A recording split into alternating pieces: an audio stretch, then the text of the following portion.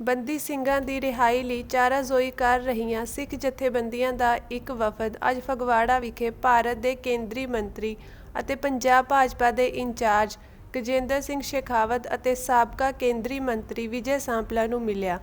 ਵਕੀਲ ਜਸਪਾਲ ਸਿੰਘ ਮਜਪੁਰ ਵੱਲੋਂ ਸੰਖੇਪ ਵਿੱਚ ਸਾਰਾ ਮਸਲਾ ਭਾਜਪਾ ਦੇ ਨੁਮਾਇੰਦਿਆਂ ਦੇ ਧਿਆਨ ਵਿੱਚ ਲਿਆਂਦਾ ਗਿਆ ਅਤੇ ਉਹਨਾਂ ਨੂੰ 11 ਅਕਤੂਬਰ 2019 ਦੇ ਸ਼੍ਰੀ ਗੁਰੂ ਨਾਨਕ ਦੇਵ ਜੀ ਦੇ 550 ਸਾਲਾ ਪ੍ਰਕਾਸ਼ ਪੁਰਬ ਤੇ ਬੰਦੀ ਸਿੰਘਾਂ ਦੀ ਰਿਹਾਈ ਲਈ ਕੀਤੇ ਨੋਟੀਫਿਕੇਸ਼ਨ ਨੂੰ ਲਾਗੂ ਕਰਨ ਲਈ ਕਿਹਾ, ਜਿਸ ਤੋਂ ਬਾਅਦ ਗਜੇਂਦਰ ਸਿੰਘ ਸ਼ੇਖਾਵਤ ਇੰਚਾਰਜ ਭਾਜਪਾ ਪੰਜਾਬ ਨੇ ਕਮੇਟੀ ਦੀ ਹਾਜ਼ਰੀ ਵਿੱਚ ਗ੍ਰਹਿ ਮੰਤਰੀ ਅਮਿਤ ਸ਼ਾਹ ਨਾਲ ਇਸ ਮਾਮਲੇ ਬਾਰੇ ਫੋਨ ਤੇ ਗੱਲਬਾਤ ਕੀਤੀ ਅਤੇ ਕਮੇਟੀ ਨੂੰ ਭਰੋਸਾ ਦਿਵਾਇਆ ਕਿ ਬਹੁਤ ਜਲਦ ਨੋਟੀਫਿਕੇਸ਼ਨ ਨੂੰ ਪੂਰਨ ਤੌਰ ਤੇ ਲਾਗੂ ਕਰਦਿਆਂ ਭਾਈ ਦਵਿੰਦਰਪਾਲ ਸਿੰਘ ਭੁੱਲਰ ਅਤੇ ਭਾਈ ਗੁਰਦੀਪ ਸਿੰਘ ਖੇੜਾ ਨੂੰ ਜਲਦ ਰਿਹਾ ਕਰ ਦਿੱਤਾ ਜਾਏਗਾ ਅਤੇ ਭਾਈ ਬਲਵੰਤ ਸਿੰਘ ਰਾਜੂਆਣਾ ਦੀ ਫਾਂਸੀ ਨੂੰ ਉਮਰ ਕੈਦ ਵਿੱਚ ਤਬਦੀਲ ਕਰਨ ਲਈ ਵੀ ਜ਼ਰੂਰੀ ਦਫ਼ਤਰੀ ਕਾਰਵਾਈ ਆਰੰਭ ਕਰ ਦਿੱਤੀ ਜਾਏਗੀ।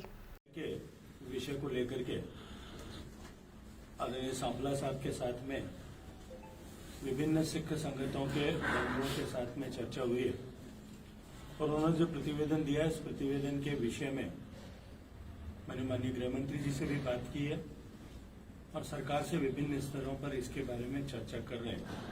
मुझे पूरा विश्वास है कि शीघ्र ही इसके बारे में कुछ न कुछ सकारात्मक निर्णय होगा। ਅੱਜ ਅਸੀਂ ਵੱਖ-ਵੱਖ ਸਿੱਖ ਜਥੇਬੰਦੀਆਂ ਦਾ ਇੱਕ ਸਮੂਹ ਇੱਥੇ ਬੀਜੇਪੀ ਦੇ ਪ੍ਰਭਾਰੀ ਸਾਹਿਬ ਸ਼ੇਖਾਵਤ ਸਾਹਿਬ ਨੂੰ ਮਿਲੇ ਆ। ਵਿਜੇ ਸਾਂਪਲਾ ਜੀ ਵੀ ਇੱਥੇ ਮੌਜੂਦ ਸੀਗੇ। ਬੰਦੀ ਸਿੰਘਾਂ ਦੀ ਰਿਹਾਈ ਸੰਬੰਧੀ ਜੋ ਬੀਜੇਪੀ ਦੀ ਕੇਂਦਰ ਗਵਰਨਮੈਂਟ ਨੇ 2019 ਦੇ ਵਿੱਚ ਗੁਰੂ ਨਾਨਕ ਸਾਹਿਬ ਸੱਚੇ ਪਾਤਸ਼ਾਹ ਜੀ ਦੇ 550 ਸਾਲਾ ਪ੍ਰਕਾਸ਼ ਪੁਰਬ ਦੇ ਉੱਪਰ ਰਿਹਾਈ ਦਾ ਨੋਟੀਫਿਕੇਸ਼ਨ ਦਿੱਤਾ ਸੀ ਕਿ ਉਹ ਪ੍ਰੈਕਟੀਕਲ ਤੌਰ ਤੇ ਜਿਹੜਾ ਉਹ ਲਾਗੂ ਹੋ ਸਕੇ। ਜਿਹੜੇ ਸਾਡੇ ਸਿੰਘ ਨੇ ਸਜ਼ਾਵਾਂ ਪੂਰੀਆਂ ਕਰ ਚੁੱਕੇ ਨੇ ਉਹਨਾਂ ਦੀ ਰਿਹਾਈ ਹੋਣੀ ਚਾਹੀਦੀ ਹੈ। ਉਹ ਸਾਰੇ ਡਾਕੂਮੈਂਟ ਜਿਹੜੇ ਨੇ ਅਸੀਂ ਅੱਜ ਸਾਡੇ ਐਡਵੋਕੇਟ ਜਸਪਾਲ ਸਿੰਘ ਮਜਪੁਰ ਸਾਹਿਬ ਨਾਲ ਸੀਗੇ, ਉਹ ਸ਼ੇਖਾਵਤ ਸਾਹਿਬ ਨੂੰ ਦਿੱਤੇ ਹੈ। ਕਾਫੀ ਇੱਥੇ ਸੋਹਣੇ ਮਾਹੌਲ ਵਿੱਚ ਗੱਲਬਾਤ ਹੋਈ ਹੈ ਔਰ ਸਾਡੇ ਹੁੰਦਿਆਂ ਹੀ ਸ਼ੇਖਾਵਤ ਸਾਹਿਬ ਨੇ ਹੋਮ ਮਿਨਿਸਟਰ ਅਮਿਤ ਸ਼ਾਹ ਜੀ ਦੇ ਨਾਲ ਗੱਲਬਾਤ ਕਰ ਲਈ ਆ। ਉਹ ਕਹਿੰਦੇ ਆ ਵੀ ਅਸੀਂ ਜਿੰਨਾ ਛੇਤੀ ਹੋ ਸਕਦਾ ਹੈ ਇਹਨੂੰ ਮਸਲੇ ਨੂੰ ਸਾਨੂੰ ਤਾਂ ਇੱਥੋਂ ਤੱਕ ਕਿਹਾ ਹੈ ਕਿ ਅਸੀਂ 1-2 ਦਿਨਾਂ ਦੇ ਵਿੱਚ ਹੀ ਹੱਲ ਕਰਨਗੇ। ਸੋ ਮੈਨੂੰ ਪੂਰੀ ਉਮੀਦ ਹੈ ਸਾਨੂੰ ਸਾਰਿਆਂ ਨੂੰ ਕਿ ਇਸ ਮਸਲੇ ਦੇ ਉੱਤੇ, ਕਿਉਂਕਿ ਬਹੁਤ ਲੰਮਾ ਸਮਾਂ ਹੋ ਗਿਆ ਜਦੋਂ ਅਸੀਂ ਵੇਖਦੇ ਆ ਕਿ ਝੂਠੇ ਪੁਲਿਸ ਮੁਕਾਬਲੇ ਕਰਨ ਵਾਲੇ ਜਿਹੜੇ ਪੁਲਿਸ ਵਾਲੇ ਆ, ਉਹ ਵੀ ਅਸੀਂ ਸਾਰੀਆਂ ਉਦਾਹਰਨਾਂ ਦਿੱਤੀਆਂ ਕਿ ਉਹ 4-5 ਸਾਲਾਂ ਬਾਅਦ ਹੀ, ਜਿਨ੍ਹਾਂ ਨੂੰ ਉਮਰ ਕੈਦਾਂ ਵੀ ਹੋਈਆਂ ਉਹ ਵੀ 5-5 ਸਾਲਾਂ ਬਾਅਦ ਉਹਨਾਂ ਨੂੰ ਛੱਡ ਦਿੱਤਾ ਜਾਂਦਾ ਹੈ।